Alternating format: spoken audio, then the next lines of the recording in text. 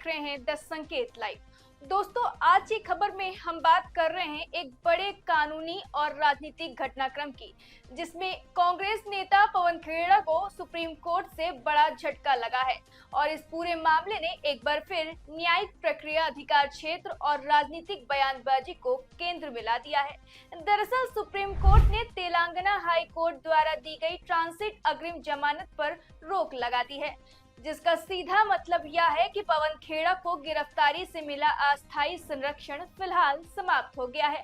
हालांकि supreme court ने यह भी स्पष्ट किया है कि पवन खेड़ा असम की क्षेत्राधिकार वाली अदालत में अग्रिम जमानत के लिए आवेदन कर सकते हैं और अगर वे ऐसा करते हैं तो सुप्रीम कोर्ट इस आदेश का उस प्रक्रिया पर कोई नकारात्मक असर नहीं पड़ेगा। यह आदेश सुप्रीम कोर्ट की उस पीठ ने दिया है जिसमें न्यायमूर्ति जे.के. महेश्वरी और न्यायमूर्ति अतुल एस चंदूरकर शामिल हैं और यह फैसला असम सरकार की याचिका पर सुनवाई करते हुए सुनाया गया।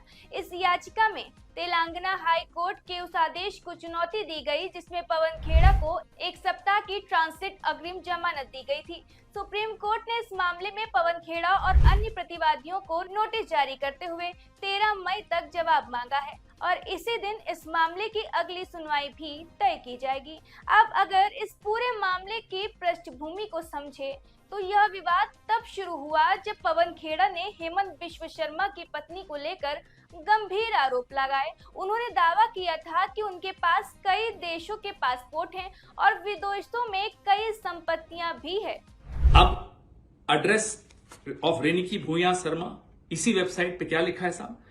Care of Bhuyan properties limited LLC company है व्योमिंग में, उसमें उनका एड्रेस दिया हुआ है Riniki Bhuyan Sharma, Bhuyan properties limited, 96A Plashet Grove, London, England, E61AB। Other addresses, और भी एड्रेसेस लिखे हुए।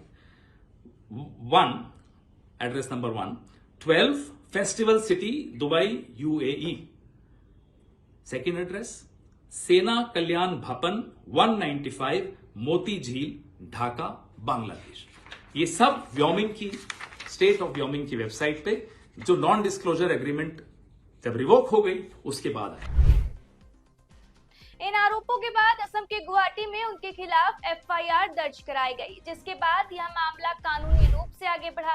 गिरफ्तारी की आशंका के चलते पवन खेड़ा ने तेलंगाना हाई कोर्ट का रुख किया, जहां उन्हें एक सप्ताह की ट्रांजिट अग्रिम जमानत दी गई। लेकिन इस फैसले का असम सरकार ने कड़ा विरोध किया और सुप्रीम कोर्ट में चुनौती दी। असम सरकार की ओर से पेश हुए सॉलिसिटर जनरल तुषार मेहता ने दलील दी कि तेलंगाना हाई कोर्ट को इस मामले की सुनवाई का कोई अधिकार क्षेत्र नहीं है, क्योंकि कथित अपराध गुवाहाटी में हुआ और FIR भी वहीं दर्ज की गई है। ऐसे में तेलंगाना हाई कोर्ट द्वारा जमानत देना कानून के दायरे से बाहर है। उन्होंने यह भी आरोप लगाया कि पवन खेड़ा की ओर से तेलंगाना में याचिका दाखिल करने के लिए जिन दस्तावेजों का इस्तेमाल किया गया उनमें गड़बड़ी है और यह एक तरह के फोरम शॉपिंग यानी अपनी पसंद की अदालत चुनने की कोशिश है, जो कानून का दुरुपयोग माना जा सकता है। इस दौरान सुप्रीम कोर्ट के पीठ ने दोनों पक्षों की दलीलें सुनी और अंत में तेलंगाना हाई कोर्ट के आदेश पर रोक लगा दी। अब इस पूरे घटनाक्रम ने कई अहम सवाल खड़े कर दिए हैं, जहां एक और कांग्रेस इसे राजनीतिक दबाव बता सकती है तो दूसरी ओर भाजपा और असम सरकार इसे कानून के दायरे में उठाया गया कदम बता रही है। कुल मिलाकर यह मामला सिर्फ एक व्यक्ति या एक बयान तक सीमित नहीं रह गया है, बल्कि यह न्यायिक अधिकार क्षेत्र, कानूनी प्रक्रिया और राजनीतिक टकराव का एक बड़ा उदाहरण बन चुका है। अब सबकी नजर 13 मई की अगली सुनवाई पर टिकी है, जहां यह तय होगा कि पवन खेड़ा को आगे किस तरह की कानूनी राहत मिलती है और इस पूरे मामले की दिशा क्या होती है। फिलहाल इतना जरूर कहा जा सकता है कि यह मामला आने वाले दिनों में और ज्यादा सुर्खियां बटोरने वाला है।